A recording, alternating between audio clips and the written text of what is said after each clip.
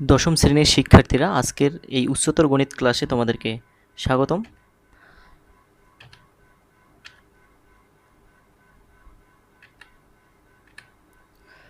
আমরা 10.2-এর দ্বিপদী বিস্তৃতির 1 থেকে 9 পর্যন্ত অঙ্কগুলো করেছিলাম। আজকের এই ক্লাসে 10 নম্বর প্রশ্ন থেকে শুরু করে যতগুলো অঙ্ক আছে সেগুলো সমাধান করব। 10 নম্বর প্রশ্নটি দেখো, যে P minus half into x to the power 6 equal R minus 96x plus S x square plus dot dot dot হলে পি এবং আর এর মান নির্ণয় করো। আমরা যেহেতু দ্বিপদী বিস্তৃতির প্রথমে যে সূত্রগুলো ছিল সেই সূত্র, প্যাসকেল সব কিছু আমরা শিখেছি, তাহলে সেগুলো অ্যাপ্লাই করে আজকে আমাদের এই অঙ্ক করতে হবে। তাহলে P minus half into x to the power 6 সমান একটা দেওয়া আছে, তাহলে সেখান থেকে আমাদের পি এবং আর এর মান নির্ণয় করতে হবে।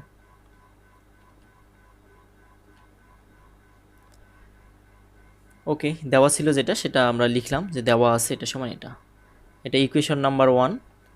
দ্বিপদী উপপাদ্য ব্যবহার করে আমরা এখন এটাকে এক্সপান্ড করব। তাহলে দেখো, এখানে আছে P minus half into x to the power 6 equal, আমরা যদি দ্বিপদীর সাহায্যে এটাকে বিস্তৃতি করি তাহলে কি পাবো? P to the power 6 plus 1 into p to the power 5 into কি minus half x to the power 1, তারপর প্লাস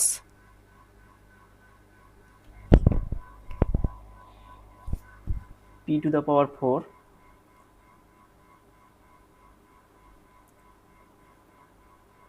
6 2, তারপর আছে কি minus half into x square. এভাবেই চলতে থাকবে। আমাদের যে মানগুলো বের করতে বলছে সেগুলো আমরা বের করার জন্য এতদূর পর্যন্তই এনাফ, আরও তোমরা লিখতে পারো। তাহলে বাম পক্ষের রাশি ঠিক থাকলো, এখন ডান পক্ষে যা আছে এটা ক্যালকুলেশন করবো। P to the power 6 minus এখানে 6c1 যদি চাপো ক্যালকুলেটারে, সেটা বের হবে ডিরেক্ট 6 বের হবে। এখানে হাফ আছে বা 2 দিয়ে 6কে কাটাকাটি করলে যেটা বের হবে সেটা লিখতে হবে পরের লাইনে। এখানে আবার 6c2, এটার ক্যালকুলেটরে চাপে তোমরা বের করবে। তারপর 1/2 আছে, এটার উপর আবার স্কোয়ার আছে, মাইনাস থাকলেও সেটা প্লাস হয়ে যাবে বর্গ থাকার কারণে। তাহলে এখানে 4, এই যে এখানে কাটাকাটি করলে কি হচ্ছে দেখো, যে P to the power 6 minus 3 P to the power 5x plus 15/4 P to the power 4 x square plus dot dot dot, এটা ইকুয়েশন নাম্বার 2। তাহলে 1 এবং 2 তুলনা করে পাই, তাহলে 1 এবং 2 যদি আমরা তুলনা করি তাহলে কি কি পাবো? এখানে এটা দেওয়া ছিল আর আমরা বাম পক্ষের যেটা ছিল সেটাকে আমরা বিস্তৃতি করে পাই এটা। তাহলে এখানকার এই মানটা এবং এখানকার এই মানটা এগুলো তুলনা করব। তাহলে তুলনা করলে আমরা কি পাচ্ছি, যেখানে এখানে এক্স নাই, এখানেও এরকম এক্স নাই হচ্ছে আর, তার মানে কি P to the power 6 equal কি হবে আর নাম্বার 3। তারপর এখানে দেখো 96x, আর এখানে কি আছে 3 P to the power 5 into x, তার মানে কি হবে 96, আর এখানেও মাইনাস চিহ্ন এখানেও মাইনাস চিহ্ন, সুতরাং আর চিহ্ন নিয়ে ঝামেলা নেই। 96 equal 3 P to the power 5, equation number 4। Again S equal 15/4 P to the পাওয়ার 4, কারণ হচ্ছে এখানে এক্স স্কোয়ার আছে এখানেও এক্স স্কোয়ার আছে, তাহলে এদের সাথে তুলনা করলে আমরা ইকুয়েশন নাম্বার 5 পেলাম। তাহলে 4 নম্বর থেকে আমরা কি পাচ্ছি সেটা দেখো, 4 নম্বর থেকে পাই যে 3 P to the power 5 equal 96, এখন 3 এদিকে নিয়ে এসে ভাগ করে দিলাম, থাকলো কি P to the power 5 equal 32, আর আমরা জানি 2 টু দ্য পাওয়ার 5 হলে সেটা 32 হয়। তাহলে P to the power 5 equal 2 two the power 5, that means P equal 2। তাহলে পি ইকুয়াল 2 হলে ইকুয়েশন 3 থেকে আমরা পাবো, যেটা পাবো সেটা দেখো। এখন পি ইকুয়াল 2 হলে 3 হতে পাই, 3 নম্বর সমীকরণে ছিল আর equal p to the power 6, তাহলে এখানে আর সমান কত পাচ্ছি 64। আবার পি ইকুয়াল 2 হলে 5 নং ইকুয়েশন থেকে পাই কি পাচ্ছি এস ইকুয়াল 15/4 গুণন 2^4, এখানে ক্যালকুলেশন করে আমরা পাচ্ছি 60। তাহলে P equal to R equal 64 এবং S ইকুয়াল 60, এই হচ্ছে আমাদের রেজাল্ট।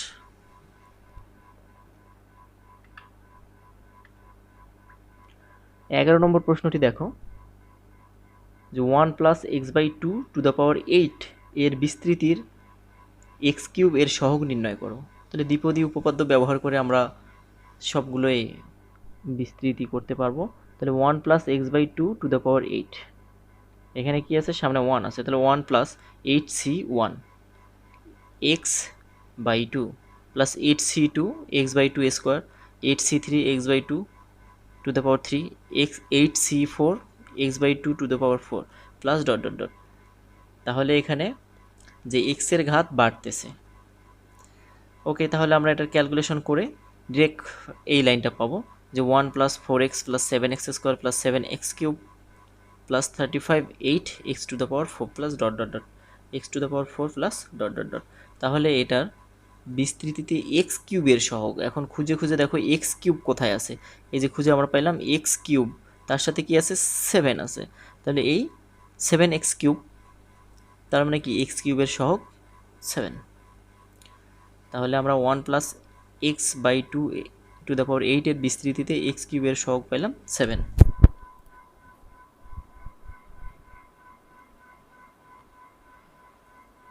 এখন 12 নম্বর প্রশ্ন যে x এর ঘাতের ঊর্ধ্বক্রম অনুসারে 2+x/4^6 কে x³ পর্যন্ত বিস্তৃত করো। উহার সাহায্যে 1.9975^6 এর আসন্ন মান 4 দশমিক স্থান পর্যন্ত নির্ণয় করো। তাহলে দ্বিপদী উপপাদ্য ব্যবহার করে আমরা সবগুলোকেই লিখব। তাহলে 2+x/4^6, প্রথমে কি হচ্ছে, তাহলে হাইয়েস্ট যেটা পাওয়ার দেওয়া আছে, মাত্রা দেওয়া আছে, সেটাই লিখতে হবে। প্রথম সংখ্যাটা কি 2, তাহলে 2^6 প্লাস 6c1 2^5 x/4^1, তারপর 6c2 2^4 x/4 2, এভাবেই লিখে যাবে। আমাদের যেহেতু x³ পর্যন্ত নিতে বলছে, আমরা x³ যতদূর পর্যন্ত x³ যেখানে এসে পাবো সেখানেই আমরা থেমে যাব, প্লাস ডট ডট দিয়ে লিখবো। তারপর আমরা এটা ক্যালকুলেশন করলে পাই 2^6 মানে কি 64, তারপর 6c1, এটার সাথে আবার 2^5 আছে, 4 আছে, এগুলো ক্যালকুলেশন করলে আমরা ডিরেক্ট পাচ্ছি 48x, তারপর 15x² প্লাস 5/2 x³, তাহলে প্লাস ডট ডট ডট। এখানে নির্ণেয় বিস্তৃতি আমরা পাইলাম যে বাম পক্ষে এটা সমান ডান পক্ষের এটা পেয়ে গেছি। তাহলে এখানে দেখো যে 2+x/4 ইকুয়াল, এই যে উহার সাহায্যে বলছে, তাহলে ভিতরের যে মানটা আছে এই যে 2+x/4^6, এখানে দেখো 1.9975^6, তার মানে কি এই ভিতরের রাশিটা সমান কি 1.9975। এটা কম্পেয়ার যদি করি আমরা x এর মান এখান থেকে বের করতে পারবো। তাহলে এখানে 2+x/4 সমান 1.9975, বা x/4 ইকুয়াল 2টাকে পক্ষান্তর করে দাও, মাইনাস হয়ে যাবে।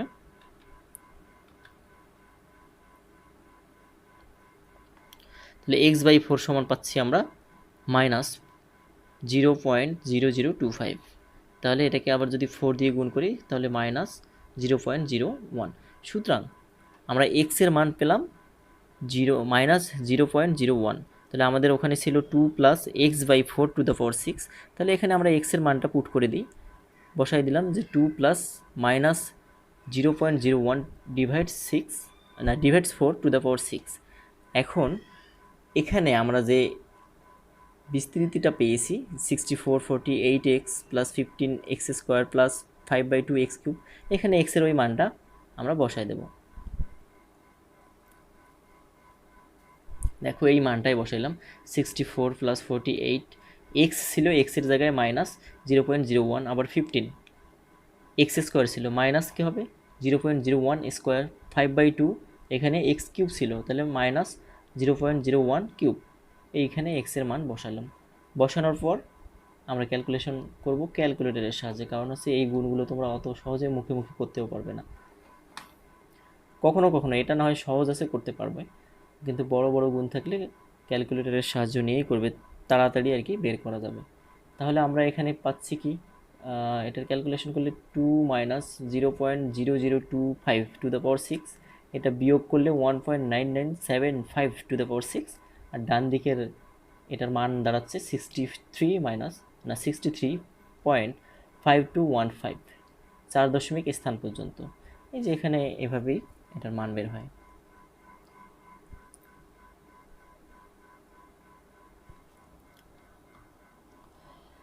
তেরো নম্বর প্রশ্নটি দেখো, দ্বিপদী উপপাদ্য ব্যবহার করে 1.99 টু দ্য পাওয়ার 5 এর মান 4 দশমিক স্থান পর্যন্ত নির্ণয় করো। দ্বিপদী উপপাদ্য অনুসারে আমরা যেটা পাই সেটা লিখব, যে 1.99 টু দ্য পাওয়ার 5 এটাকে লেখা যায় 2 minus 0.01 two the power 5।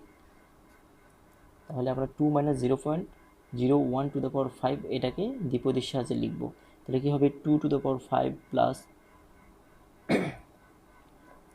5c1 2 two the power 4 into minus 0.01, তারপর 5c2, এভাবে চলতেই থাকবে। আমরা লিখে ফেললাম। তারপর ক্যালকুলেটরে যদি চাপ দিই, ক্যালকুলেশনটা ক্যালকুলেটরে করবে। তাহলে আমরা যদি ক্যালকুলেটর চাপি, তাহলে এখানে কি 2 টু দ্য পাওয়ার 5 সমান কত বের হবে, 32। একইভাবে সবগুলো আমরা ক্যালকুলেটরের সাহায্যেই করব। তাহলে 1.99 টু দ্য পাওয়ার 5 সমান বের হয় 31.2080। অ্যাকচুয়ালি তোমরা এটা ক্যালকুলেটরে ডিরেক্ট 1.99 টু দ্য পাওয়ার 5 দিলেও এই রেজাল্টটাই বের হবে। এগুলো এমসিকিউতে আসলে সরাসরি মানগুলো বসাই দিবে, কিন্তু যখন বলবে দ্বিপদী বিস্তৃতির সাহায্যে করো, তাহলে এই প্রসেসটা করবে, কিন্তু উত্তর ঠিক হলো কি না তাহলে তোমরা এখানে টেস্ট করতে পারবো। 1.99 টু দ্য পাওয়ার 5 চাপলেই ডিরেক্ট বের হবে 31.2080। 4 দশমিক স্থান পর্যন্ত নিতে বলছে, 4 দশমিক স্থান পর্যন্ত নেওয়া হয়েছে।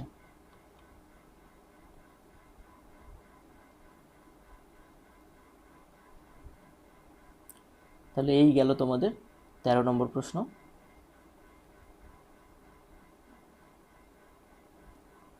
এখন আমরা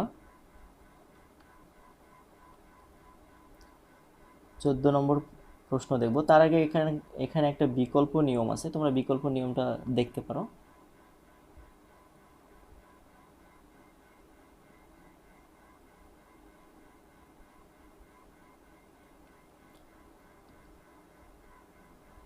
চোদ্দ নম্বর প্রশ্নটি এরকম, যে 1+x/4 two the power n এর বিস্তৃতির তৃতীয় পদের সহগ চতুর্থ পদের সহগের দ্বিগুণ n এর মান নির্ণয় করো, বিস্তৃতির পদ সংখ্যা এবং মধ্যপদ নির্ণয় করো।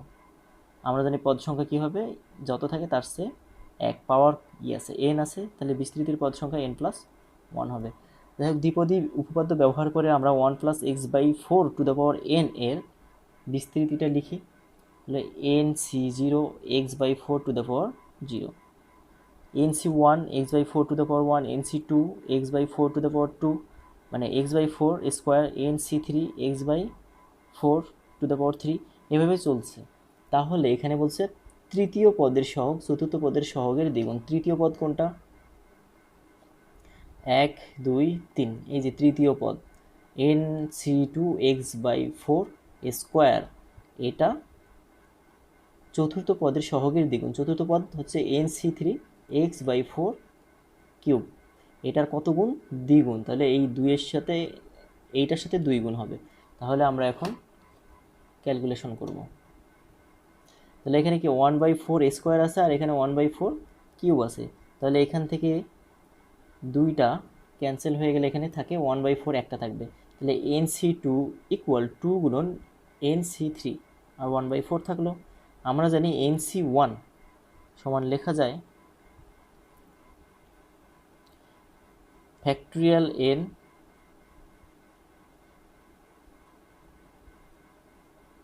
ডিভাইডস, এখানে nc2 n into n-1 divides factorial 2 সমান 2 গুণন n into n-1 into n-2 divides factorial 3 গুণন 1/4। তাহলে আমরা এটাকে নিচে এইভাবে লিখতে পারি, n into n-1 divides 1 2 factorial 2 মানে 1 2 তারপর 2 থাকলো এখানে n into n minus one n minus two, factorial 3 হচ্ছে 1 ইন্টু 2 ইন্টু 3 ইন্টু 1/4।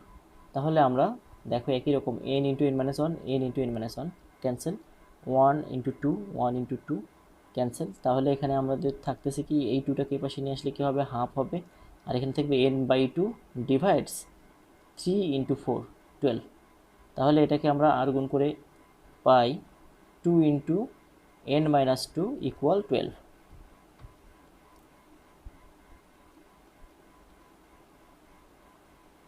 তাহলে 2n মাইনাস 4 ইকুয়াল 12 পাচ্ছি আমরা।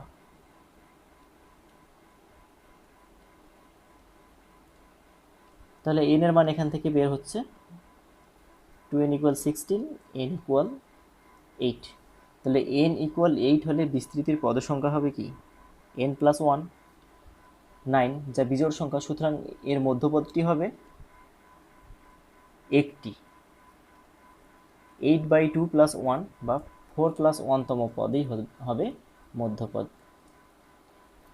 বিস্তৃতির পদ সংখ্যা যদি বিজোড় সংখ্যা হয় তাহলে এর মধ্যপদ একটি হবে, আর জোড় সংখ্যা হলে মধ্যপদ দুটি হবে। আমরা জানি 1 plus x to the power n এর বিস্তৃতিতে r প্লাস 1তম পদ NCR 1 n minus R into x R.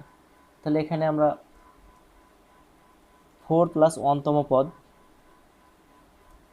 8C4 1 two the power 8 minus 4 1/4 two the পাওয়ার 4। তাহলে এটার ক্যালকুলেশন করলে আমরা ডিরেক্ট পেয়ে যাচ্ছি 70 ইন্টু 1/256। তো এটাই হচ্ছে পঞ্চম পদ, মধ্যপদ একটি, এবং সেটা কত, আর প্লাস 1তম পদ, মানে 4 প্লাস 1তম পদই হচ্ছে মধ্যপদ, এবং মধ্যপদ হচ্ছে এটা।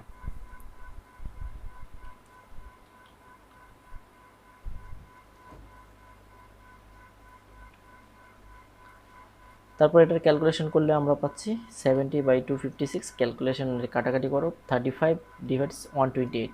তাহলে n ইকুয়াল 8, পদ সংখ্যা হচ্ছে 9 এবং মধ্যপদ হবে 35 ডিভাইডস 128।